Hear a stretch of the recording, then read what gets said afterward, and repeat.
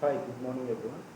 So మనం last క్లాస్లో case management గురించి చూసాము, ప్లస్ కొన్ని ఫ్లో స్టైల్స్ గురించి కూడా చూసాము. ఓకేనా? సో ఏంటవి? స్టార్ట్ షేప్, ఎండ్ షేప్ ఒకటి, తర్వాత అసైన్మెంట్, సబ్ ప్రాసెస్.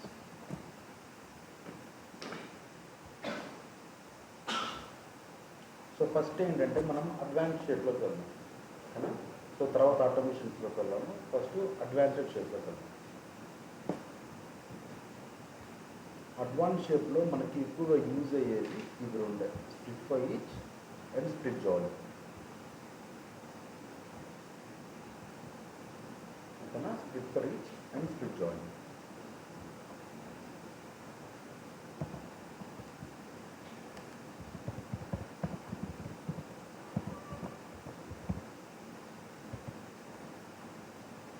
ఇప్పుడు దీనికి స్ప్లిట్ ఫర్ ఈచ్కి ఎగ్జాంపుల్ ఏం చెప్పచ్చంటే, నా దగ్గర ఒక ముగ్గురు అప్రూవర్స్ ఉన్నారు. ఓకేనా?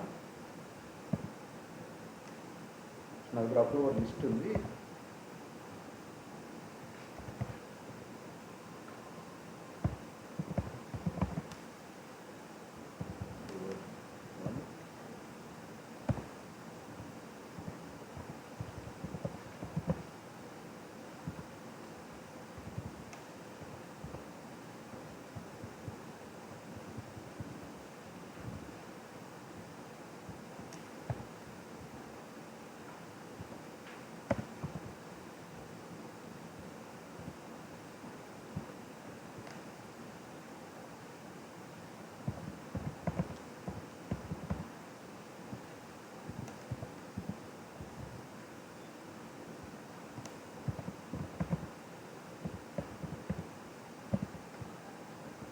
దాంట్లో మనకున్న ఒక ప్రాపర్టీ ఎందుకు కేటగిరీ అనేది ఒక property ఎందుకుంటుందండి.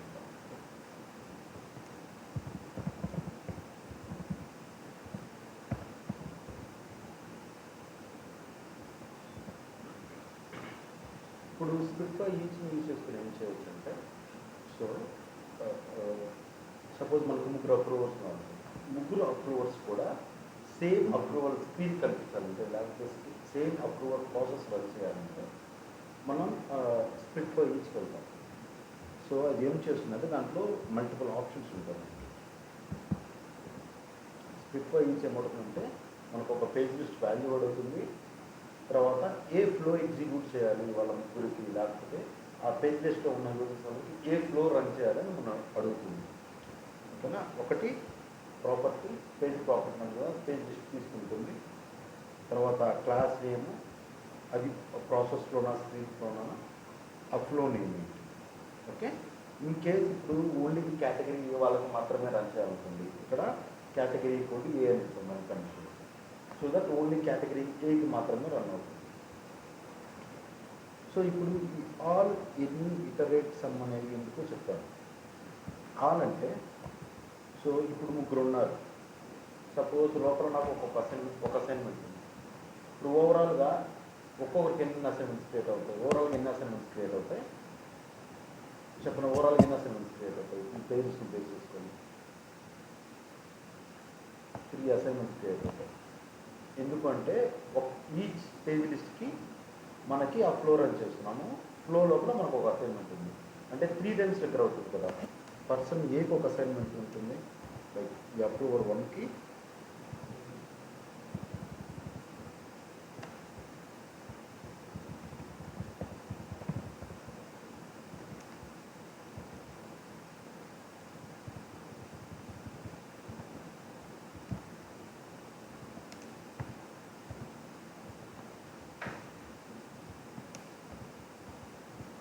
End of the day ఎలా రన్ చేసినా కానీ ప్రతి ఒక్కరు కూడా ఒక అసైన్మెంట్ అనేది క్రియేట్ అవుతుంది బై డిఫాల్ట్గా. సో ఇప్పుడు ఆల్ అని సెలెక్ట్ చేసుకుంటే ఏమవుతుందంటే ఈ 3 అసైన్మెంట్స్ కూడా ఎట్ ఏ టైం క్రియేట్ అయిపోతాయి. ఓకేనా? ఎట్ ఏ టైం క్రియేట్ అయిపోతాయి. సో తర్వాత ఇటరేట్ అంటే, ఈ ఇటరేట్ ఆప్షన్ సెలెక్ట్ చేసుకుంటే ఫస్ట్ ఈ అప్రూవర్ 1కి అసైన్మెంట్ క్రియేట్ అవుతుంది. ఈ ఫ్లో సబ్మిట్ అయిన తర్వాత, ఈ అసైన్మెంట్ సబ్మిట్ అయిపోయిన తర్వాత ఆ ఫ్లో నుంచి బయటకు వచ్చేసి మన సెకండ్ యూజర్కి, అంటే సెకండ్ పేజ్ లిస్ట్లో ఉన్న యూజర్కి అసైన్మెంట్ క్రియేట్ చేస్తుంది. సో సెకండ్ కంప్లీట్ అయిపోయి థర్డ్. అంటే వన్ ఆఫ్టర్ అనదర్ మనకి క్రియేట్ చేస్తుంది ఇటరేట్లో.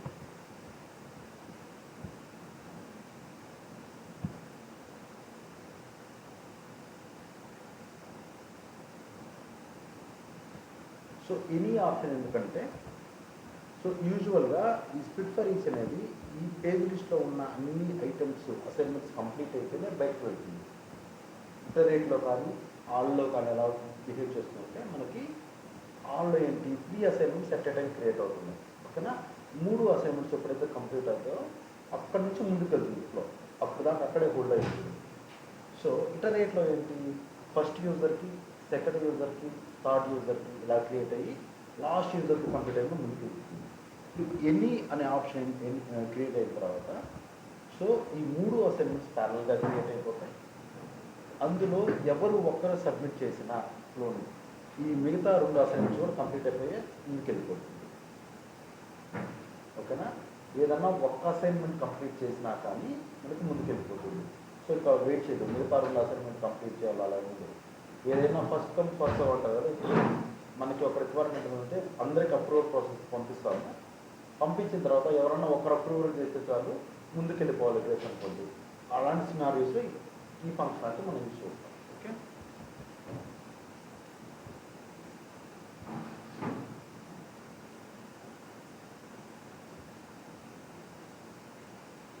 ఇక్కడ సమ్ అన్నారు కదా, ఈ సమ్ ఉన్నప్పుడు మనకి ఇక్కడ ఎగ్జిట్ ఇటరేషన్ వెన్ ఉంటుంది, ఆన్ వెన్ అని. సో ఇదేం చేస్తుందంటే ఎప్పుడన్నా సపోజ్ ఒక ఇద్దరు అప్రూవల్ అయితే చాలు. ఓకే, ఇంకేదైనా వెన్ కండిషన్ పెట్టుకొని మనం బయటకు వచ్చేయాలనుకుంటాం. సో వీళ్ళల్లో మనకి 3 ఆప్షన్స్ ఉన్నాయనుకున్నాం. ఏంటి, అప్రూవ్ ఒకటి, రిజెక్ట్ ఒకటి, వెయిట్ ఒకటి, 3 ఆప్షన్స్ అనుకున్నాం. ఎప్పుడైతే ఎవరన్నా ఒక వ్యక్తి లేకపోతే ఇద్దరు అప్రూవ్ సెలెక్ట్ చేస్తే ఆ కేసు నుంచి బయటకు వచ్చేయాలి.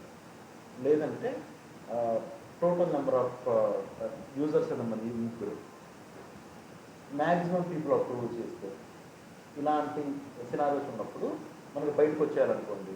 అలాంటి సినారియోస్లో మనం ఏం చేస్తామంటే ఈ సమ్ తీసుకుంటాం. ఈ సమ్లో ఈ వెన్ రూల్ని బేస్ చేసుకొని మనకి ఈ ఇటరేషన్ అనేది బయటకు వచ్చేస్తుంది. ఇటరేషన్ బయటకు రావడం, ఇటరేషన్ అంటే ఏం లేదు, సో ఒక లూప్ అనమాట. లూప్ అంటే ఇప్పుడు మన పేజ్ లిస్ట్ ఉంటుంది కదా, పేజ్ లిస్ట్లో వన్ ఆఫ్టర్ అనదర్ ఎగ్జిక్యూట్ అవటమే మనం లూప్ అంటాము, లేకపోతే ఇటరేషన్ అంటాము.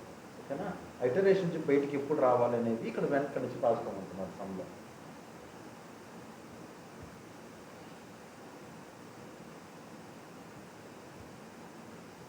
తర్వాత స్ప్లిట్ జాయిన్ అంటే ఏంటంటే, సో ఇక్కడ కూడా సేమ్ మనకి పేజ్ లిస్ట్ ఉంటుంది, కాకపోతే ఇక్కడ మల్టిపుల్ ఫ్లోస్ మనం ట్రిగ్గర్ చేయవచ్చు. అక్కడ మనకి సింగిల్ ఫ్లోనే ట్రిగ్గర్ చేస్తాము, ఇక్కడ మల్టిపుల్ ఫ్లోస్ ట్రిగ్గర్ చేస్తాము.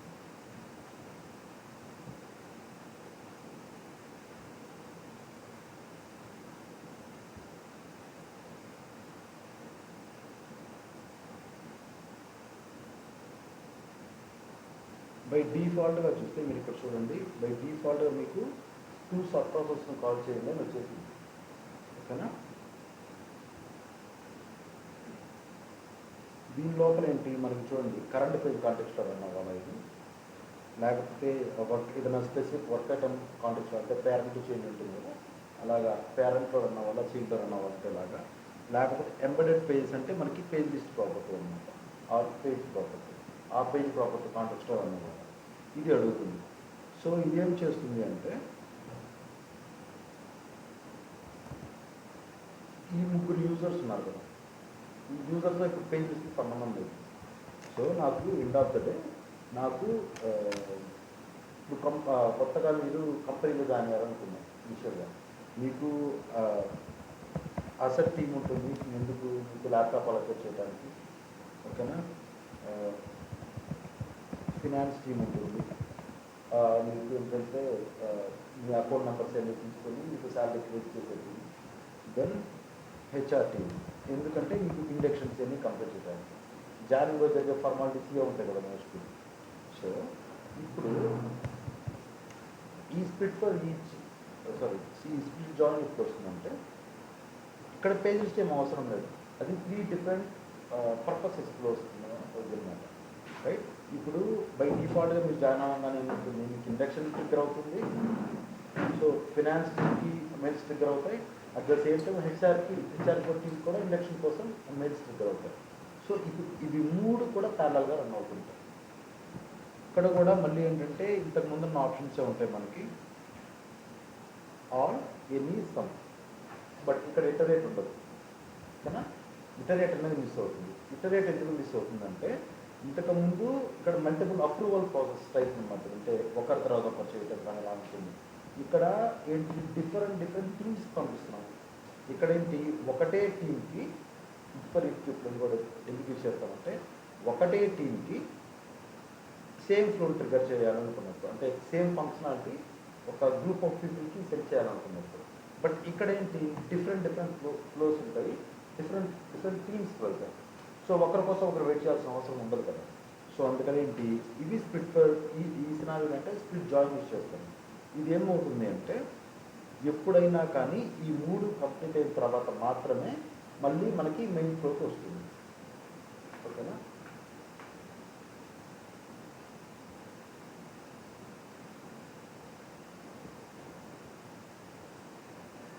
ఏమైనా కన్ఫ్యూజన్ ఉందా మళ్ళీ చెప్పండి, చెప్తాను. మళ్ళీ చెప్పంటారా?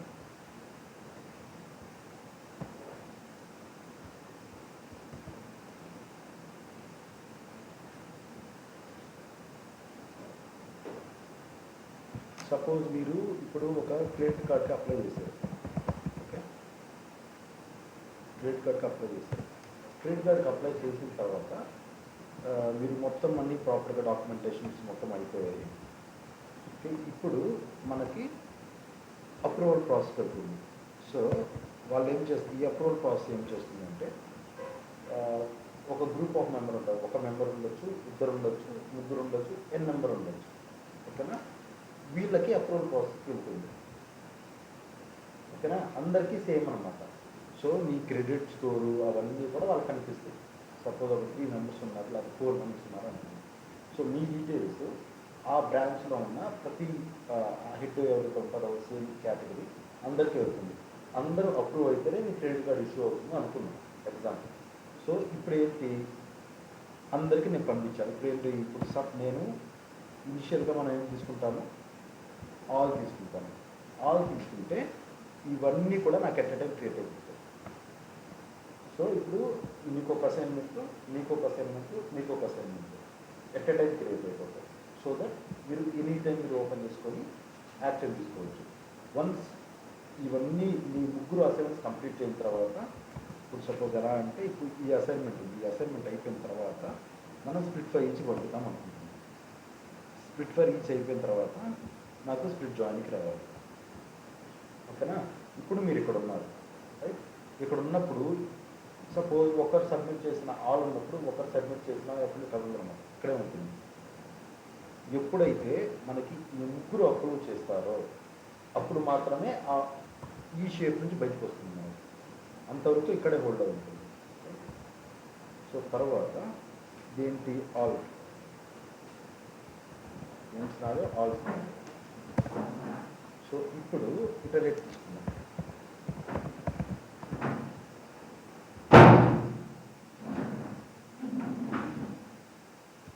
ఇటరేట్లో ఏమవుతుందంటే ఫస్ట్ యూజర్కి మాత్రమే అసైన్మెంట్ క్రియేట్ అవుతుంది ఓకేనా. అంటే ఫస్ట్ మీకు క్రియేట్ అయింది. సో మీరు అప్రూవల్ చేశారు. సో అప్పుడు మీ ఫ్లో కంప్లీట్ అయింది కాబట్టి సెకండ్ యూజర్ క్రియేట్ అవుతుంది, మీకు క్రియేట్ అవుతుంది. వన్స్ మీరు కూడా కంప్లీట్ చేస్తే మీకు క్రియేట్ అవుతుంది. మీరు కూడా కంప్లీట్ చేసిన తర్వాత కంప్లీట్గా ఆ ఫ్లో నుంచి ఇక్కడ నుంచి బయటకు వచ్చేస్తుంది. సో ఇప్పుడు ఎనీ అంటే ఏంటంటే ఈ మూడిట్లో ఎవరు ఒకరైనా కానీ ఫ్లోని సబ్మిట్ చేస్తే, అంటే ఆ ఫ్లో కంప్లీట్ చేయాలి. ఆ ఫ్లో లోపల ఒక అసైన్మెంట్ ఉండొచ్చు, మీకు 2 అసైన్మెంట్స్ ఉండొచ్చు. బట్ ఎండ్ షేప్కి ఎప్పుడైతే రీచ్ అవుతుందో అప్పుడు మనం ఈ ఇటరేషన్ నుంచి బయటకు వచ్చేస్తుంది. అంటే ఒకరు సబ్మిట్ చేస్తే చాలు. ఎనీ అన్నప్పుడు మీ ముగ్గురులో కూడా ఒకరు సబ్మిట్ చేస్తే సరిపోతుంది. సో దట్ ఇది బయటకు వచ్చేస్తుంది. సమ్ అనుకోండి, సమ్ అనేది బేస్డ్ ఆన్ సమ్ కండిషన్స్. మీకు ఒక్కొక్క సినారియోలో ఒక్కొక్క కండిషన్ ఉంటుంది.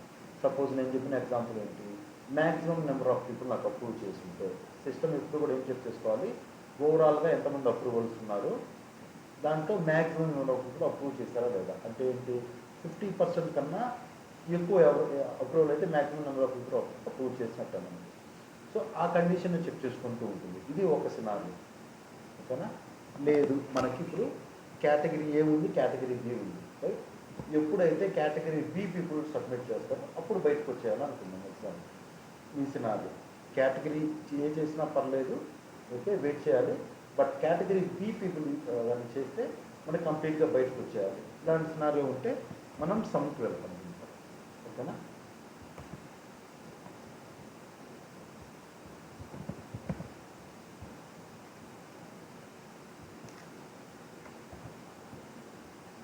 సో ఇప్పుడు ఏంటి, ఇవే ఇప్పుడు ఆల్ సమ్ ఎనీ కామన్, దీంట్లో కూడా కామన్గా ఉంటాయి. బట్ ఇటరేట్ అనేది ఒకటి ఉండదు. ఇటరేట్ అంటే ఏంటి, వన్ ఆఫ్టర్ అందరూ ఎగ్జిక్యూట్ అవుతాయి.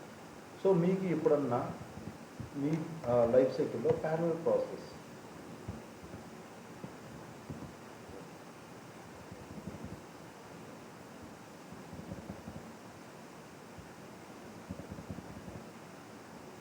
సో దీంట్లో ఈ అసెట్ టీమ్ అంటే ఏంటి, కంప్లీట్గా డిఫరెంట్ టీమ్స్ మీరు ఈరోజు జాయిన్ అయ్యారు. మీరు జాయిన్ అయిన తర్వాత ఫామ్స్ అన్ని ఫిల్అప్ చేసేసి వాళ్ళకి ఇవ్వగానే వాళ్ళు ఏం చేస్తారు, ఓకే ఈ పర్సన్ పర్సన్ జాయిన్ అయ్యాడు, సో అసెట్ అతను ఒకటి ఇవ్వాలి, తర్వాత పేరోల్ రన్ చేయాలి, అంటే బ్యాంక్ అకౌంట్ ఆ డీటెయిల్స్ అన్ని కనెక్ట్ చేసుకోవాలి, లేకపోతే కొత్త అకౌంట్ మీకు అకౌంట్ క్రియేట్ చేయాలి. సో తర్వాత మీ పిఎఫ్లు కానీ ఇవన్నీ క్రియేట్ చేసుకోవాలి, రైట్ వాళ్ళు. సో తర్వాత హెచ్ఆర్టీ, ఇవన్నీ హెచ్ఆర్టీ ఎందుకు, మీకు ఇండక్షన్ కోసం రెడీ చేయాలి. ఇవన్నీ కూడా మీరు జాయిన్ అయిన వెంటనే మీకు జరిగే డిఫరెంట్ ప్రాసెస్. ఈ డిఫరెంట్ ప్రాసెస్ కూడా డిఫరెంట్ పీపుల్కి వెళ్తుంది, లేకపోతే డిఫరెంట్ టీమ్స్కి వెళ్తుంది. ఒక టీంతో లింక్ అయ్యేది. ఇక్కడ చూసుకుంటే అన్నీ ఒకటే టీంకి లింక్ అయ్యింది. ఓకేనా. అందరికీ ఒకటే అసైన్మెంట్, ఒకటే స్క్రీన్ కనిపిస్తుంది, ఒకటే రకమైన అప్రూవల్ ప్రాసెస్ ఉన్నారు. బట్ ఇక్కడ ఎలా ఉంటుంది, మల్టిపుల్ టీమ్స్ ఉంటాయి, మల్టిపుల్ ఫ్లోస్ ఉంటాయి. ఓకేనా. దాని లోపల అసైన్మెంట్స్ కూడా కంప్లీట్గా డిఫరెంట్. ఏ టీంకి సంబంధించిన ఇన్ఫర్మేషన్ ఆ టీంకి మనం చూపిస్తుంటాం. ఓకే. సో ఇలాంటి సినారియోస్లో మనం స్ప్లిట్ జాయిన్కి వెళ్తాం. ఈ స్ప్లిట్ జాయిన్ ఎప్పుడు కూడా ఏంటంటే, సో 3 కంప్లీట్ చేసాక వెయిట్ చేస్తుంది. బట్ ఎనీ సమ్లో ఏంటంటే సేమ్, ఏదన్నా ఒకటి కంప్లీట్ అయితే బయటికి రావటం, ఇవన్నీ కామన్ అండి. బట్ మెయిన్గా మనం ఏం యూజ్ చేస్తామనే దీంట్లో ఆల్ ఆఫ్ యూజ్ చేస్తాం split జాయిన్లో.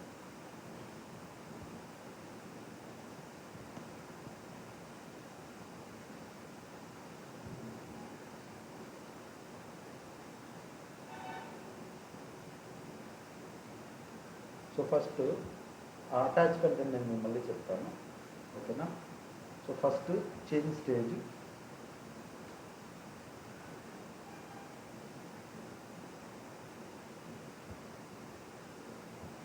Change to next stage.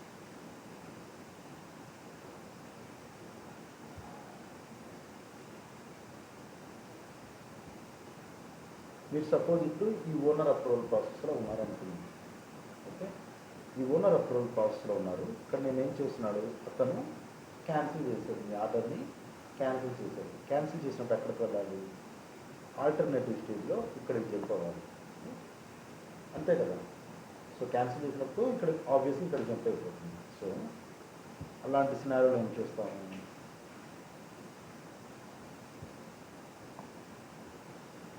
Change stage తీసుకుంటాము. ఈ షేప్. సో ఇక్కడ చూస్తే మనకి మల్టిపుల్ ఉన్న సిస్టంలో ఉన్న స్టేజెస్ అన్ని కనిపిస్తాయి. ఓకేనా. ఏ స్టేజ్ జంప్ అవ్వాలని. సో నేను ఏం చేస్తాను, క్యాన్సిల్ సెలెక్ట్ చేసుకుంటాను. సరే ఇంత చూడండి. సో ఇదే మనకి యాక్టివిటీస్ ఎలా చేస్తారో అంటారు. సో ఇది ఒక కైండ్ ఆఫ్ యూటిలిటీ షేప్ అనొచ్చు మీరు. అంటే ఇవన్నీ కూడా బ్యాక్ ఎండ్లో ఒక యాక్టివిటీ ఉంటుంది, లేకపోతే ఒక యూటిలిటీ అంటారు దాన్ని. మీరు మోస్ట్ యాక్టివిటీ అని అంటారు.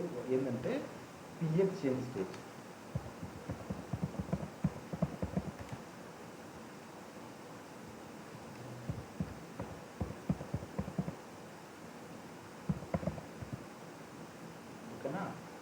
యాక్టివిటీ అనేది మనకి ట్రిగ్గర్ అవుతుంది బ్యాక్ ఎండ్. ఈ స్మార్ట్ షేప్ యూజ్ చేసినప్పుడు పిఎఫ్ చేంజ్ ఉన్న యాక్టివిటీ ట్రిగ్గర్ అవుతుంది. సో మీరు ఎక్కడన్నా ఇప్పుడు మామూలుగా క్లోజ్లో మాత్రమే ఈ స్మార్ట్ షేప్ యూజ్ చేయొచ్చు కదా. బయట ఎక్కడన్నా ఇంకేం చేస్తాము, లేకపోతే డేటా ట్రాన్స్ఫర్స్ కానీ యాక్టివిటీస్ కానీ ఏది యూజ్ చేస్తామంటే ఈ యాక్టివిటీని యూజ్ చేస్తాం. డైరెక్ట్గా ఇది కాల్ చేసుకుంటే ఇది పారామీటర్స్ అడుగుతుంది. ఏంటి, చేంజ్ టు నెక్స్ట్ స్టేజా, అన్నిటికీ అదే. కాకపోతే ఇంటర్నల్గా దీనికి కూడా బ్యాక్ ఎండ్లో కాల్ అయ్యేది చేంజ్ టు నెక్స్ట్ స్టేజ్ ఉంది కదా, దీంట్లో కూడా బ్యాక్ ఎండ్ అనేది కాల్ అయ్యేది. బట్ వాడు షేర్స్ ఇచ్చేసారు కాబట్టి దీంట్లో దీన్నే ట్రిగ్గర్ చేస్తుంది మీకు. ఓకేనా, ఏంటి చేంజ్ టు నెక్స్ట్ స్టేజా లేకపోతే చేంజ్ టు స్టేజా, ఈ ఆప్షన్స్ అడుగుతుంది. సో ఇది బులియన్ ఎస్ఆర్ నో. ఓకేనా, సో తర్వాత సో మీరు ఈ చేంజ్ మూవ్ అయినప్పుడు క్లీనప్ ప్రాసెస్ అంటే మీకు ఏమైనా అసైన్మెంట్స్ ఉంటే వాటన్నిటిని రిమూవ్ చేయాలా వద్దా, ఇవన్నీ కూడా ఇక్కడ ఉంటాయి. కరెంట్ స్టేజ్ వేవ్ ఏంటి, ఓకే. సో తర్వాత చేంజ్ టు స్టేజ్ అన్నారు కదా, ఈ చేంజ్ టు స్టేజ్ ఏ స్టేజ్కి మనం పంపిస్తున్నాం అంటే ఇప్పుడు మన సినారియోలో ఇక్కడ ఏముంది, క్యాన్సిల్ కదా, క్యాన్సిల్ కదా. సేమ్ క్యాన్సిల్ అనేది అక్కడ డిఫైన్ చేస్తారు వితౌట్ సెండింగ్. క్యామెల్ కేసు కూడా మనకి ఇంపార్టెంట్. అంటే క్యాప్స్ ఉన్న దగ్గర క్యాప్స్ ఉండాలి, స్మాల్ ఉన్న దగ్గర స్మాల్ ఉండాలి.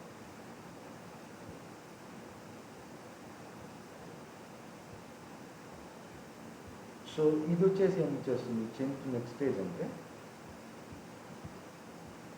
మనకి ఓనర్ అప్రూవల్ నుంచి అసైన్ డెలివరీ పర్సన్ జంప్ అయిపోతుంది. ఓకేనా, సో ఇది ఏంటి, ఓన్లీ ఒక స్టేజ్ నుంచి ఇంకో స్టేజ్కి ఆటోమేటిక్గా వెళ్ళాలన్నా కూడా ఇదే వాడాలంటే ఇది వాడాల్సిన అవసరం లేదు. సో మీరు ఇప్పుడు ఇక్కడ ఏంటి ఓనర్ అప్రూవల్ సెలెక్ట్ చేసినప్పుడు మీకు ఆటోమేటికలీ లాంచ్ ప్రాసెస్ ఉంటాయి. అంటే ఏంటి, మీ ఫ్లోస్ ఇక్కడే డిఫైన్ చేస్తారు. ఇప్పుడు మీరు ఇక్కడ నెంబర్ ఆఫ్ ఫ్లోస్ డిఫైన్ చేసుకోవచ్చు. ఓకేనా, ఓనర్ అప్రూవల్లో కూడా మీరు నెంబర్ ఆఫ్ ఫ్లోస్ డిఫైన్ చేసుకోవచ్చు. అంటే సపోజ్ ఎగ్జాంపుల్ ఒక 4 ఫ్లోర్స్ డిఫైన్ చేసుకున్నారు. ఇప్పుడు థర్డ్ ఫ్లోర్లోనో ఎక్కడో మీరు జంప్ చేయాలి, లేకపోతే ఫస్ట్ ఫ్లోర్లో మిడిల్లో మీరు నెక్స్ట్ స్టేజ్కి జంప్ చేయాలి. అలాంటి సినారియోలో యూజ్ అవుతుంది. ఎందుకు, రిమైనింగ్ మూడింటిని స్కిప్ చేయాలి కదా మీరు. సో అలాంటి సినారియోలో అలా స్కిప్ చేయడానికి మనకి యూజ్ అవుతుంది. అలా కాకుండా ఓనర్ అప్రూవల్లో ఉన్న అన్నీ కంప్లీట్ అయితే మీరు ఏం చేయాల్సిన అవసరం లేదు, ఆటోమేటిక్గా ఒక స్టేజ్ నుంచి ఇంకో స్టేజ్కి ఫ్లో అయిపోతుంది.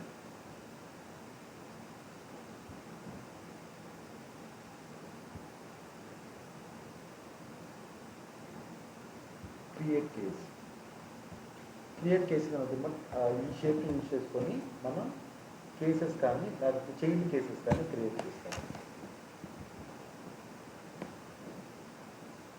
ఇది క్రియేట్ కేస్ అంటుంది, లేకపోతే క్రియేట్ చైల్డ్ కేసెస్ అంటుంది. ఇలా ఉన్నప్పుడు ఏంటంటే ఒక కేసు అన్నా క్రియేట్ చేయొచ్చు, లేకుంటే మల్టిపుల్ కేసెస్ అన్నా క్రియేట్ చేయొచ్చు. సో మీరు బై డిఫాల్ట్గా క్రియేట్ కేస్ అని సెలెక్ట్ చేసుకున్నాం అనుకోండి, ఇక్కడ మీకు ఏ కేస్ టైప్ను మీరు ట్రిగ్గర్ చేయాలనుకుంటున్నారు దాన్ని సెలెక్ట్ చేసుకుంటారు. సో మీకు డేటా ఇక్కడ నుంచి దానికన్నా పంపించాలి అనుకుంటే అది ఇక్కడ మీరు సెట్ చేస్తారు. ఓకేనా,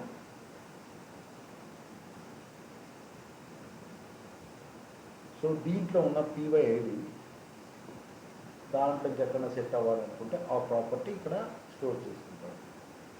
అంటే ఇక్కడ మనకి D1 D2 క్రియేట్ అవుతున్నాయి కదా, అది ఆ రిమైనింగ్ నెక్స్ట్ క్రియేట్ అయ్యే ఒక ఆబ్జెక్ట్ అక్కడ స్టోర్ చేయాలి. వాటి రెండింటిని లింక్ చేయాలనుకుంటే ఏ ప్రాపర్టీ లింక్ చేయాలని అడుగుతున్నాను. సో దెన్ ఇప్పుడు create multiple cases. So create child cases అక్కడ తీసుకుంటాము. సో ఇక్కడ క్లాస్ ఇస్తాము అనమాట. క్లాస్ ఇచ్చేసి ఇప్పుడు సింగిల్ అనుకోండి మనకి, సో జస్ట్ క్రియేట్ చేస్తాం, నార్మల్గా క్రియేట్ అవుతుంది. మల్టిపుల్ క్రియేట్ చేయాలంటే మనకి బై డిఫాల్ట్గా ఒక పేజ్ లిస్ట్ కావాలి. ఎన్ని క్రియేట్ చేయాలని మనకు తెలియదు కదా. సపోజ్ ఒక 10 క్రియేట్ చేయొచ్చు, 5 క్రియేట్ చేయొచ్చు, 2 క్రియేట్ చేయొచ్చు. సో ఆ కౌంట్ అనేది మనకు ఒక దగ్గర స్పెసిఫై చేసి ఉండాలి మనం. సో అదేం చేస్తారంటే మనం ఒక పేజ్ లిస్ట్ని తీసుకుంటుంది రెఫరెన్స్ కింద. ఆ పేజ్ లిస్ట్లో ఉన్న లిస్ట్ ఈచ్ లిస్ట్కి ఒక వర్క్ ఆబ్జెక్ట్ క్రియేట్ చేస్తుంది. అంటే సపోజ్ ఇదే తీసుకోండి, ఇక్కడ అప్రూవర్స్ కాకుండా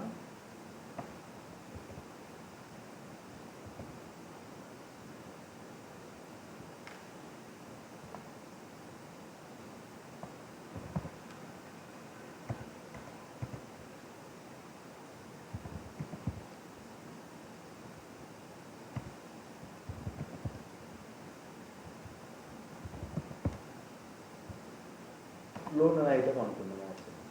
సో ఈ లోన్స్ మీరు ఎన్ని లోన్స్కి అప్లై చేసి ఉంటే అన్ని చైల్డ్ కేసెస్ నేను క్రియేట్ చేద్దాం అనుకుంటున్నాను. సో మీరు ఓవరాల్గా ఇంతకుముందు 3 లోన్స్కి అప్లై చేస్తున్నారు కాబట్టి నేను ఎన్ని కేసెస్ క్రియేట్ చేస్తాను, దీస్ కేసెస్ క్రియేట్ చేస్తాను. అలా కాకుండా నాకు అసలు ఏం డిఫెన్స్ చేయలేదు, నాకు అసలు ఇన్ఫర్మేషన్ లేదు, నేను ఒక చైల్డే క్రియేట్ చేయాలనుకుంటే నేను బై డిఫాల్ట్గా ఏంటి ఇక్కడ అన్చెక్ చేసుకుంటే నాకు జస్ట్ క్లాస్ నేమ్ వస్తుంది, ఆ డేటా ట్రాన్స్ఫార్మ్ అవుతుంది. సో దట్ దాంట్లో ఉన్న డేటాని నేను సెట్ చేసుకుని సెట్ చేయొచ్చు. అలా కాకుండా మల్టిపుల్ క్రియేట్ చేయాలి కాబట్టి నాకు ఒక పేజ్ సోర్స్ ఉంది. ఓకేనా, ఇక్కడ ఏముంటుంది చూడండి, copy page data to new surface అంటే ఆ పేజ్ లిస్ట్లో ఉన్న డేటా అంటే మనకి దీంట్లో ఇప్పుడు కేటగిరీ అనేది ఉంది రైట్. ఇలాగా మల్టిపుల్ ప్రాపర్టీస్ ఉంటాయి కదా, కేటగిరీ ఉండొచ్చు, ఫుల్ నేమ్ ఉండొచ్చు, యూజర్ నేమ్ ఉండొచ్చు, ఏమన్నా ఉండొచ్చు. ఆ డేటాను కూడా మీ సబ్ ప్రాసెస్కి అంటే మీ చైల్డ్ కేస్కి పంపించాలా వద్దా అని అడుగుతుంది. దాన్ని క్లిక్ చేస్తే ఆటోమేటిక్గా డేటా అనేది మీ పేజ్ లిస్ట్ నుంచి దానికి వెళ్ళిపోతుంది.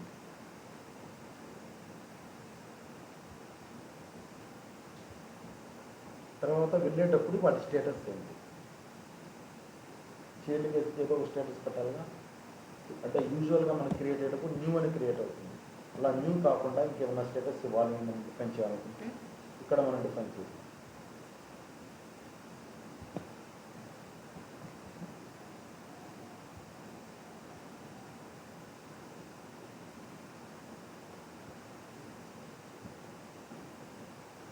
Create PDF.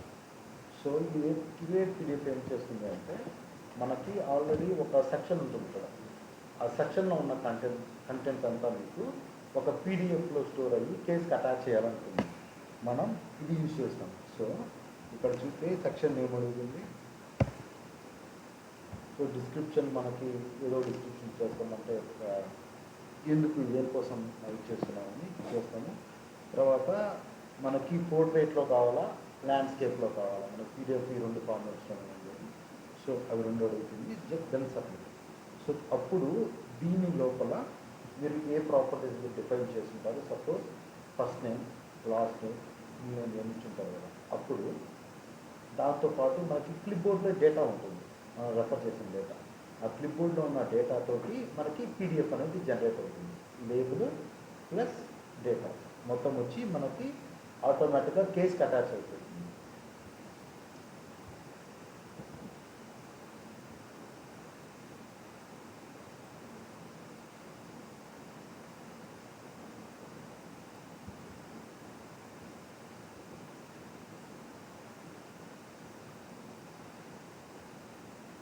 సో ఇది ఎందుకంటే ఒక కొత్త డాక్యుమెంట్ అప్లోడ్ చేద్దాం సిస్టంలో.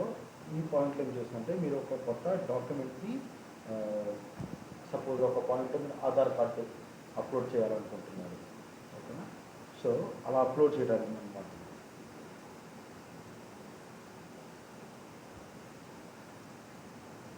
సో అన్నీ ప్రీ డిఫైన్ సెట్ చేస్తారు. ఇది ఇలా ఇచ్చుంటాం కదా, సో దట్ అక్కడికి వెళ్ళేసి ఆటోమేటిక్గా మీకు ఓపెన్ చేస్తుంది.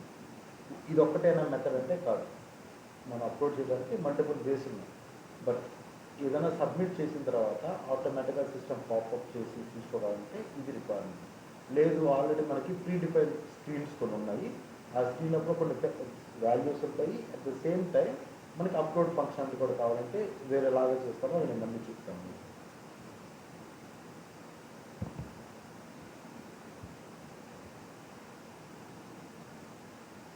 So persist case. ఈ పర్సిస్ట్ కేసు ఎందుకు అంటే నిన్న ఎక్స్ప్లెయిన్ చేశాను టెంపరీ కేసు అని. ఈ టెంపరీ కేసు ఈ షేప్కి రీచ్ అయినప్పుడు, సపోజ్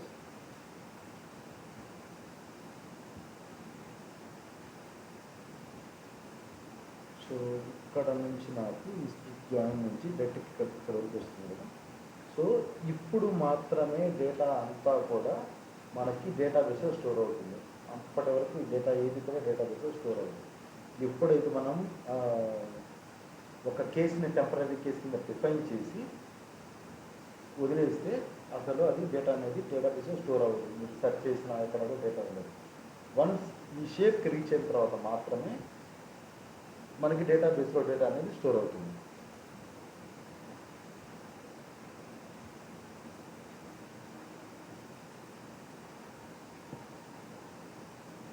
సో ఈ save data page, load data page మళ్ళీ చెప్తాను, ఎందుకంటే డేటా పేజెస్ గురించి మీకు ఇంకా చెప్పలేదు కాబట్టి మీకు ఇప్పుడు వద్దు. సో డేటా పేజెస్ అనేది కొంచెం మంచి కాన్సెప్ట్. అది మన అంటే రెగ్యులర్గా మీరు ఏదైనా యూజ్ చేస్తారు, మీరు వెళ్ళిన తర్వాత ఒక 10 డేస్లోనే ఏదైనా క్రియేట్ చేస్తారంటే డీపేజ్ అందులో ఒకటి ఉంటుంది కన్ఫామ్గా. సో అది నేను సపరేట్ క్లాస్లో చెప్తాను. ఈ సేవబుల్ డేటా పేజెస్ గురించి, లోడ్ డేటా పేజెస్ గురించి ఇవన్నీ కూడా నేను చెప్తాను. ఈ ఫైల్స్ కూడా నేను మీకు చూపిస్తాను ఇక్కడ.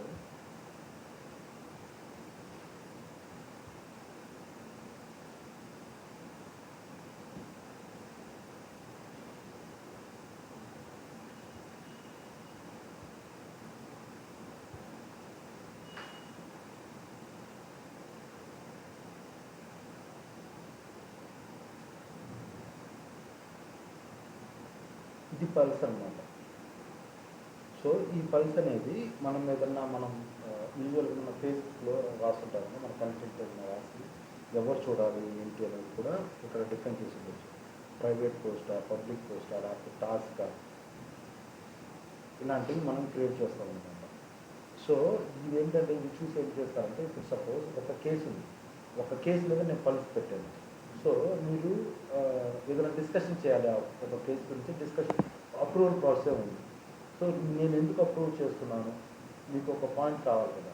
సో మీరు మల్టిపుల్ పీపుల్తో డిస్కస్ చేసుకున్న తర్వాత అప్రూవ్ చేద్దాం అనుకుంటున్నాను. మీ టీంలో 5 మెంబర్స్ ఉన్నారు. సో ఈ కేసు సినారో ఇది నేను ఇలా డిసిషన్ తీసుకుందాం అనుకున్నాను, నువ్వేమంటావు. సో వాళ్ళు కూడా ఆ కేసు ఓపెన్ చేశారనుకోండి, వాళ్ళకి మీరు రాసినంత కనిపిస్తుంది. లైక్ మన చార్ట్ లాగా ఆటోమేటిక్గా ఏంటంటే మనకి ఒక నోటిఫికేషన్ వస్తుందని ఉంటుంది, నోటిఫికేషన్ లోడ్ చేస్తుంది. ఓకేనా, మనం మామూలుగా మనం యూజ్ చేసుకునే చార్ట్ లాగే అనమాట. ఒక కేసు లోపల ఏదైనా ఒక కంటెంట్ గురించి మనం డిస్కస్ చేసుకోవాలనుకుంటే ఈ పల్స్ యూజ్ చేసుకొని మనం చేయొచ్చు.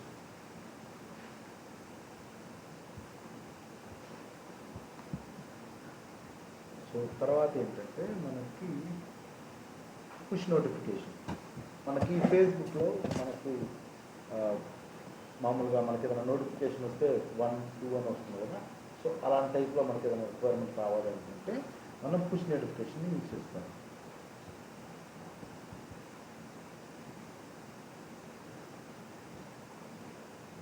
సో ఇక్కడ చూడండి, ఎవరు కనిపించాలి, ఏ మెసేజ్ కనిపించాలి, తర్వాత ఇప్పుడు అప్లికేషన్ వల్ల అందరూ కనిపించాలా, లేకపోతే ఏదైనా స్పెసిఫిక్ యాక్సెస్ గ్రూప్ ఉన్న వాళ్ళకి కనిపించాలా, లేకపోతే ప్రతి ఇండివిజువల్కి అంటే మనం ఎవరు కనిపించాలనేది కూడా ఇక్కడ డిసైడ్ చేయవచ్చు. ఇప్పుడు సపోజ్ మనం అందరం ఒక టీం అనుకున్నాం, ఒక 4 మెంబర్స్ ఒక టీం లాగా ఉన్నాం. సో ఆబ్వియస్గా ఒక టీం లాగా ఉన్నామంటే మనం అందరంకి ఏంటి ఒక యాక్సెస్ గ్రూప్ షేర్ చేసుకుని ఉంటాం. సో ఈ యాక్సెస్ గ్రూప్లో ఉన్న వాళ్ళందరికీ కూడా ఈ నోటిఫికేషన్ వెళ్ళాలి అనుకుంటే మనం ఇది చేస్తాము. లేదు, ఇప్పుడు మనకి డిఫరెంట్ బ్రాంచెస్ ఉన్నాయి. ఓకేనా, మనది ఒక బ్యాచ్, ఇంకా నెక్స్ట్ వాళ్ళది ఒక బ్యాచ్, వాళ్ళది ఒక బ్యాచ్ ఉంటుంది. అప్లికేషన్లో ఉన్న ప్రతి బ్యాచ్కి వెళ్ళాలనుకుంటే ఈ అప్లికేషన్ అనేది సెలెక్ట్ చేసుకుంటాం. లేదు, ఓన్లీ ఆ స్పెసిఫిక్ యూజర్కి వెళ్ళాలనుకుంటే ఇండివిజువల్ సెలెక్ట్ చేసుకుంటాం.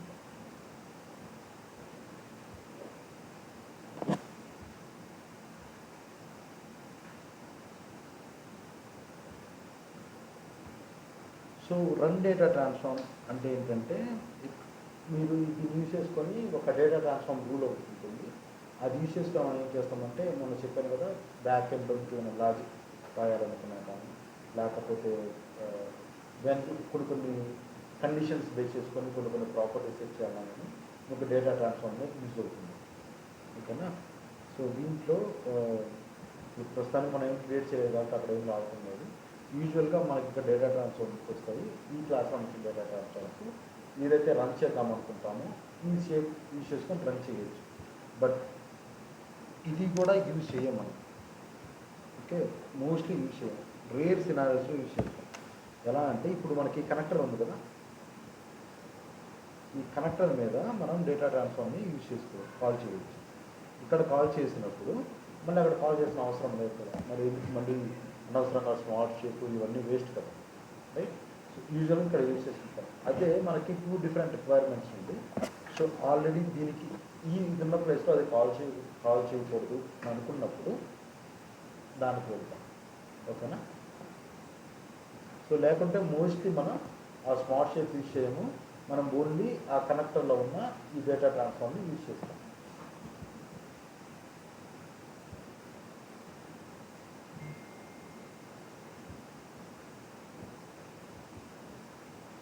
రన్ ఇన్ బ్యాక్గ్రౌండ్ అంటే మనకి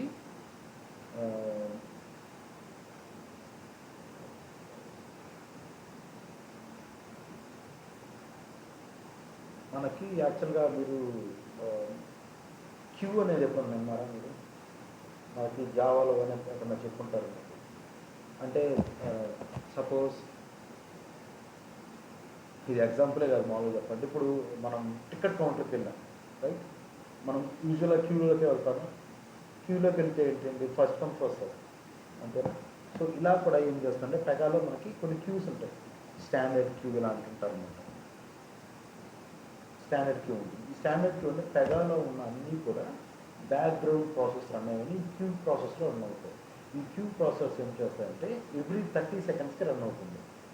ఎవ్రీ 30 సెకండ్స్కి నా దగ్గర ఉన్న ఐటమ్స్ ఉన్నాయని చెక్ చేసుకుంటుంది. అంటే ఇక్కడ నేను ఒక వర్క్ ఆబ్జెక్ట్ని ప్రాసెస్ చేయొచ్చు క్యూలోకి, ఏదైనా ఒక యాక్టివిటీని పంపించవచ్చు, ఒక డేటా ట్రాన్స్ఫార్మ్ని పంపించవచ్చు, ఏమన్నా చేయొచ్చు, ఓకేనా?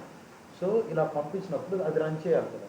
ఇది రన్ చేసేటప్పుడు ఎవ్రీ 30 సెకండ్స్ చెక్ చేసుకునేది. దాని కెపాసిటీ అంటే దాని సర్వర్ కాన్ఫిగరేషన్ బేస్ చేసుకొని ఒక గంటలో 4000 చేయొచ్చు, 8000 చేయొచ్చు, 16,000 కేసెస్ ప్రాసెస్, లేకపోతే 16,000 ఐటమ్స్ని ప్రాసెస్ చేస్తుంది. అంటే మరి అది మొత్తం కూడా మన సర్వర్ కాన్ఫిగరేషన్ బేస్ చేసుకొని ఉంటుంది. ఈ సర్వర్ కాన్ఫిగరేషన్ బేస్ చేసుకొని మనకి అన్ని డిఫరెంట్ థ్రెడ్స్ క్రియేట్ అవుతాయి అన్నమాట బ్యాక్ ఎండ్. సో ఈ స్టాండర్డ్ ఏం చేస్తుందంటే ఒక క్యూలోకి పంపిస్తుంది. ఇంకా అక్కడ నుంచి కూడా ఏంటంటే ఆ మొత్తం ఆ క్యూ టెక్ ఓన్ చేసుకొని అది బ్యాక్ ఎండ్ రన్ చేస్తుంది. అంటే ఫ్రంట్ ఎండ్లో ఉన్న యూజర్కి ఓకే ఇది ఒక 2 సెకండ్స్ 3 సెకండ్స్ పట్టినా కానీ ఆ టైం కనిపించదు. ఇక్కడికి వచ్చిన తర్వాత జస్ట్ క్యూ చేసి సిస్టమ్ వదిలేస్తుంది. మిగతాది మొత్తం బ్యాక్ ఎండ్ క్యూస్ చూస్తుంటాయి. సో దీంట్లో ఉన్న అడ్వాంటేజ్ ఏంటి అంటే ఇప్పుడు సపోజ్ ఎక్కడన్నా ఫెయిల్ అయ్యింది అనుకుంటే ఆ ఇన్ఫర్మేషన్ మొత్తం కూడా మనకి అడ్మిన్ స్టూడియోలో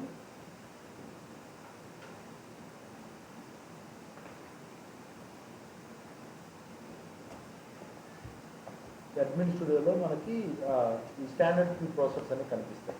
అక్కడ బ్రోకెన్ ఐటమ్స్ అని ఉంటాయి. ఆ బ్రోకెన్ ఐటమ్స్లో ఉంటాయి అన్నమాట. సో అక్కడికి వెళ్ళిన తర్వాత మీకు క్లియర్ కట్గా మీకు ఎర్రర్ అంటే మీకు ఐటమ్స్ ఏమైనా ఉంటే నేను చూపిస్తాను. సో అదేంటంటే మనకి ఒక XML ఫార్మాట్లో ఉంటుంది. అక్కడ ఎందుకు ఫెయిల్ అయ్యింది, ఆ ఎర్రర్ ఏంటి, ఎర్రర్ డిస్క్రిప్షన్ ఏంటి, ఇవన్నీ కూడా మనం చూసుకొని మళ్ళీ వాటి ఆ ప్రాబ్లమ్ సాల్వ్ చేసిన తర్వాత ఐటమ్స్ అన్నిటి కూడా మనం రీక్యూ చేయొచ్చు.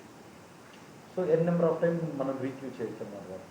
సో దట్ మనం ఆల్రెడీ ఆ కోడ్ ఫిక్స్ చేసి ఉంటే ఆటోమేటిక్గా మళ్ళీ ప్రాపర్గా రన్ అయిపోతుంది.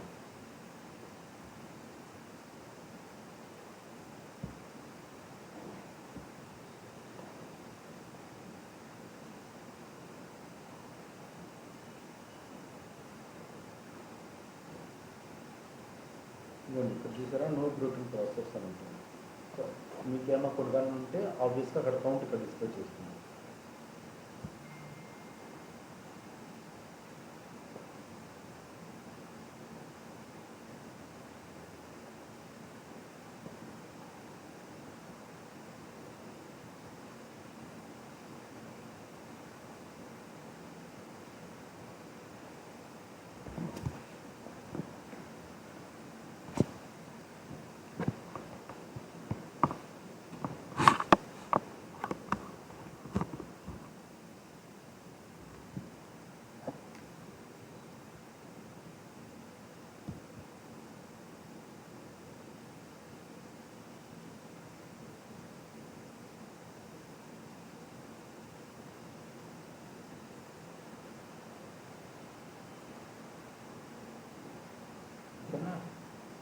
ఇవి మన స్టాండర్డ్ ప్రాసెస్, ఇది స్టాండర్డ్ క్యూ ప్రాసెస్.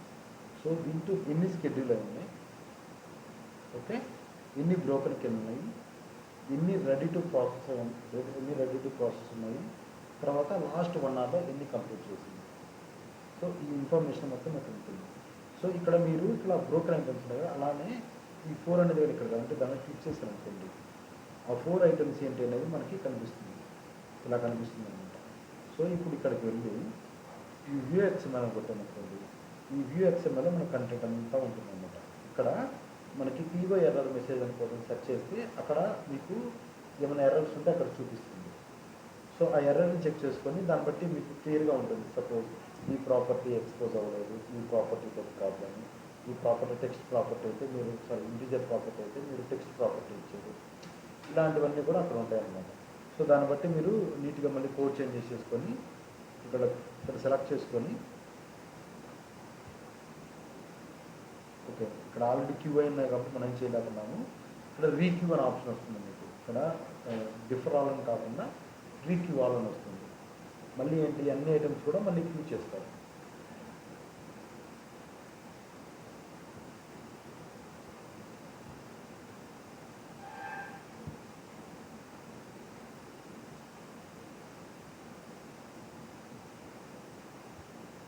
సో అలాగా ఈ రన్నింగ్ బ్యాక్గ్రౌండ్ యూస్ చేసుకుని మనం ఏం చేస్తామంటే ఒక యాక్టివిటీని బ్యాక్ ఎండ్ ప్రాసెస్లో రన్ చేయడానికి, బ్యాక్గ్రౌండ్ ప్రాసెస్లో, లేకపోతే ఆ యాక్టివిటీని మనం క్యూ చేయడానికి మనం యూస్ చేస్తాం.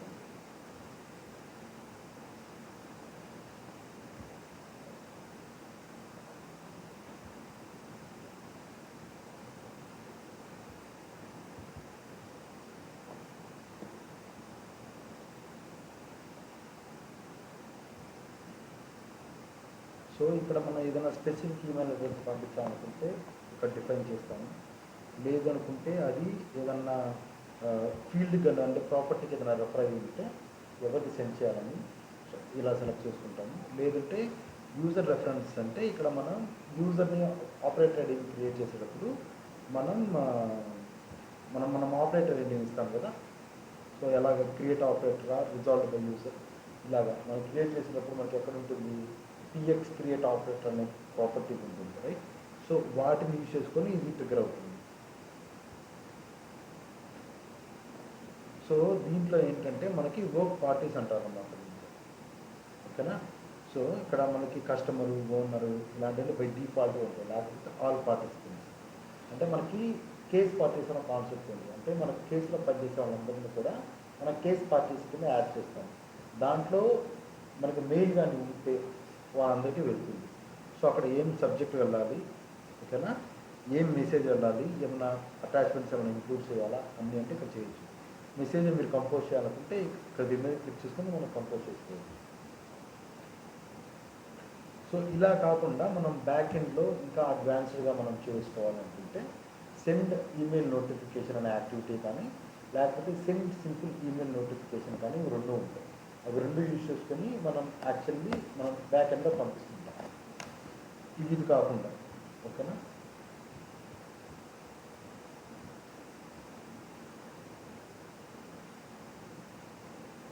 ఈ డాక్యుమెంట్ సిగ్నేచర్స్ అన్నీ కొన్ని సర్వీసెస్ ఉంటాయి, ఆ సర్వీసెస్ని ఎనేబుల్ చేయాలి. తర్వాత అప్డేట్ కేసు. సో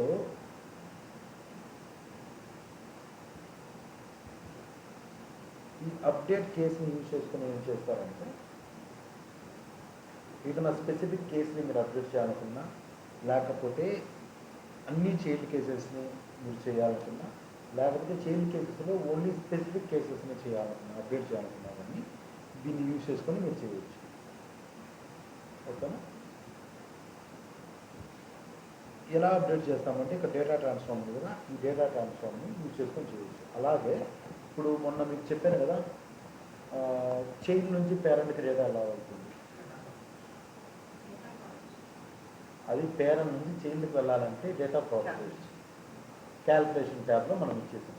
అదే మనకి ఒక 20-30 ప్రాపర్టీస్ అన్ని ప్రతిదీ క్యాల్కులేషన్స్ ఇవ్వగలం లేదు.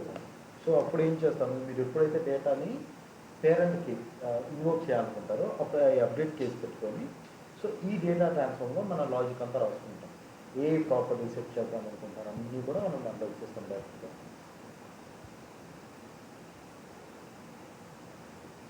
సో ఇలా ఇచ్చేటప్పుడు ఏంటంటే మనకి మస్ట్ అండ్ షుడ్గా ఐడి కావాలి. సో మనకి ఎలా ఎక్కడి నుంచి వస్తుంది ఐడి, మనకి పీవై వర్క్ కవర్లో మనకి ఐడి ఉంటుంది, పీవై ఐడి ఉంటుంది. So ID is nothing but ఎప్పుడు కూడా మీకు పీవై ఐడి అని రెఫరెన్స్ మీరు రెఫర్ చేస్తున్నారంటే మీకు పేరెంట్ ఇన్ఫర్మేషన్ అనుకోండి, పీవై వర్కౌట్ డాట్ పీవైఐడి అని ఉంటుంది. లేకపోతే మీరు ముందు ఇది రెఫర్ చేసే ముందు క్యాలిక్యులేట్ చేసుకొని ఏదైనా ఒక ప్రాపర్టీకి సెట్ చేసుకొని ఆ ప్రాపర్టీని ఇక్కడ రెఫర్ చేయాల్సి ఉంటుంది.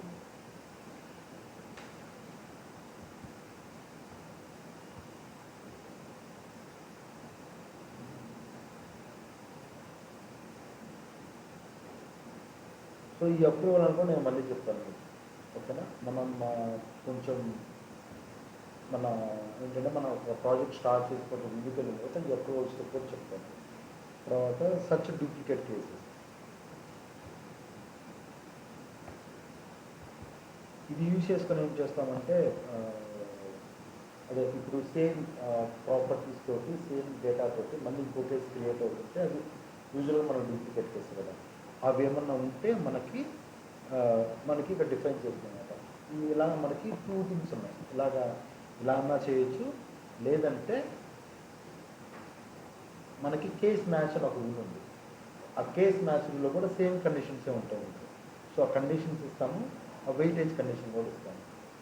అంటే 90% మ్యాచ్ అయిన డూప్లికేట్ కేసు, లేకపోతే 100% మ్యాచ్ అయిపోయిన డూప్లికేట్ కేసు ఇలా ఉంటాయి కదా. సో ఆ వెయిటేజ్ కూడా ఇక్కడ డిఫైన్ చేస్తామన్నమాట. సో ఈ బేసిక్ యాడ్ బేసిక్ కండిషన్ పెట్టుకొని సో ఏ ఫీల్డ్ కంపారిజన్ ఎలా చేయాలి, ఏ కేసుతో కంపేర్ చేయాలి, ఓకేనా, అలా సెట్ చేసుకుందాం. సో ఇవన్నీ కూడా ఏంటంటే మీరు రెగ్యులర్గా అయితే యూజ్ చేయరు. ఇప్పుడు మీకు ఎప్పుడన్నా కానీ మీకు ఎప్పుడు అసలు కేసు క్రియేట్ చేస్తారు, డూప్లికేట్ కేసు యూజువల్గా క్రియేట్ చేయరు మీరు. సో కేసు క్రియేట్ చేయడానికి ముందే ఈ కేసు ఇన్ఫర్మేషన్తో ఆల్రెడీ కేసు ఎగ్జిస్ట్ ఉందా లేదా అని చెక్ చేసుకొని చేస్తారు, రైట్. ఇప్పుడు ప్రతి ఒక్కటి కూడా అలాంటివే ఉంటాయి. ప్రతి కేసు కూడా నేను 6-7 ప్రాజెక్ట్ చేశాను, ప్రతి దాంట్లో కూడా నాకు డూప్లికేట్ కేసు ఉంది, ఓకేనా. మాది ప్రతిదీ కూడా యూజర్ మాన్యువల్గా క్రియేట్ చేయదు, ఎక్కడ నుంచో సర్వీస్ నుంచి వస్తుంది, ఓకేనా. సర్వీస్ నుంచి వచ్చినప్పుడు ఏంటి ఆబ్వియస్గా ఆ కేస్ డీటెయిల్స్ కేసు కానీ ఉంటే మనం వాడికి మళ్ళీ అగైన్ రెస్పాన్స్ బ్యాక్ పంపిస్తాం. ఆల్రెడీ కేసు ప్రాసెస్ చేస్తున్నాము, ఇది దీనికి రెఫరెన్స్ నెంబరు, ఒకసారి రీచెక్ చేసుకున్నప్పుడు వాళ్ళకి మళ్ళీ రిటర్న్ మెసేజ్ పంపిస్తాం, కేసు అయితే క్రియేట్ చేయట్లేదు కదా. సో ఇది చాలా 99% యూజ్ చేయరు. ఏదన్నా వాళ్ళ ప్రాజెక్ట్ స్పెసిఫిక్ ఏదైనా సినారీస్ కానీ ఉంటే అప్పుడు మాత్రమే యూజ్ చేస్తారు.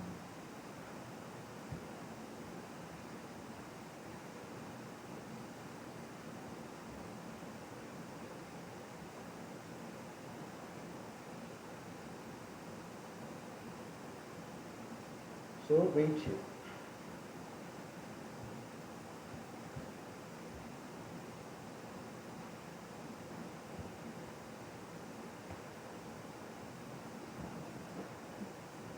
సపోజ్ మీరు ఇప్పుడు ఒక చైల్డ్ కేసుని క్రియేట్ చేస్తున్నారు, ఓకేనా. సో ఈ చైల్డ్ కేసులో మీరు ఏం చేస్తున్నారంటే మీరు క్రెడిట్ కార్డ్ని జనరేట్ చేస్తున్నారు చైల్డ్ కేసుని చేసుకుని. దాని లోపల కూడా మనకు అప్రూవల్ ప్రాసెస్ ఉంటాయి, కేసు అన్న తర్వాత స్టేజెస్ ఉంటాయి, ఫ్లోస్ ఉంటాయి, దాంట్లో 1 or 2 minimum 1 or 2 approval process ఉంటాయి. సో అవన్నీ అయిపోయిన తర్వాత మీరు ఏం చేయాలంటే సెండ్ చేయాలి, మెయిల్ అనేది ఆ డీటెయిల్స్ సెండ్ చేయాలనుకుంటున్నాను యూజర్కి, ఓకే. సో ఇది ఏంటి, ఇక్కడ అసైన్మెంట్ షేప్ ఉందా వెయిట్ చేయడానికి లేదు, రైట్. సో ఏమవుతుంది, ఇక్కడ నుంచి డైరెక్ట్గా కేసు క్రియేట్ చేస్తుంది, కేసు క్రియేట్ చేసి నెక్స్ట్ ఏమవుతుంది, డైరెక్ట్గా మెయిల్ సెండ్ చేస్తుంది. ఈ మెయిల్ సెండ్ చేసిన దగ్గర డేటా ఏమన్నా ఉందా, లేదు. సో అందుకని ఏం చేస్తారంటే మిడిల్లో ఈ వెయిట్ షేప్ని ఏదైనా చైల్డ్ కేసెస్ ప్రాసెస్ అయ్యే వరకు మనకి పేరెంట్ కేసు వెయిట్ చేయాలనుకుంటే ఈ వెయిట్ షేప్ని యూజ్ చేస్తాం, ఓకేనా.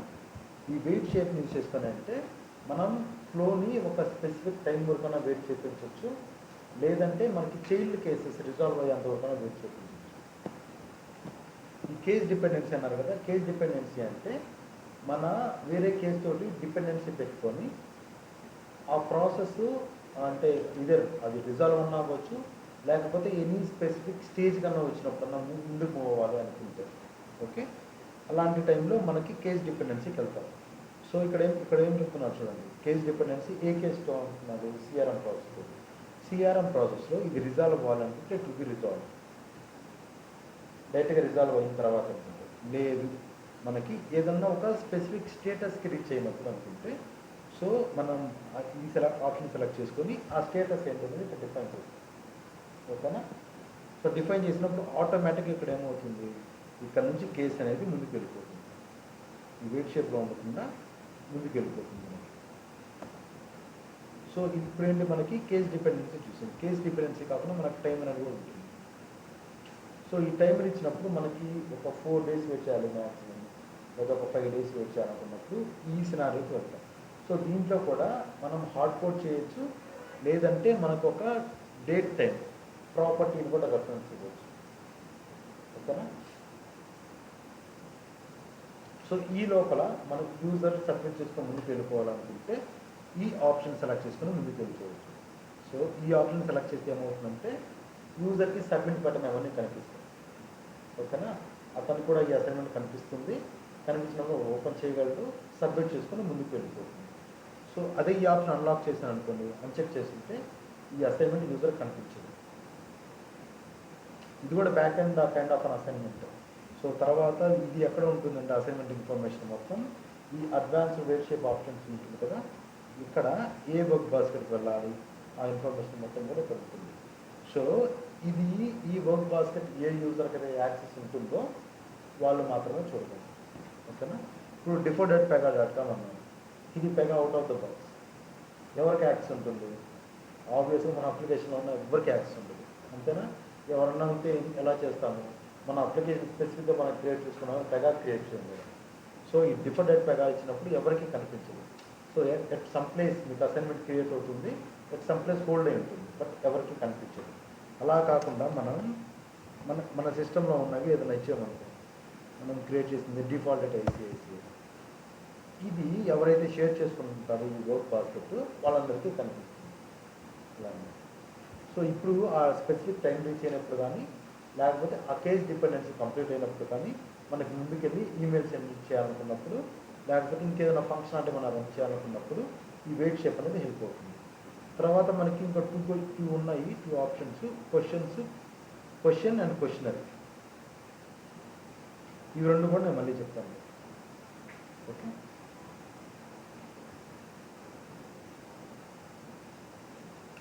So that's it for today. రేపటి క్లాస్లో మనం డేటా పేజెస్ గురించి, రిపోర్ట్ డెఫినేషన్స్ గురించి చెప్తున్నాం. ఓకేనా?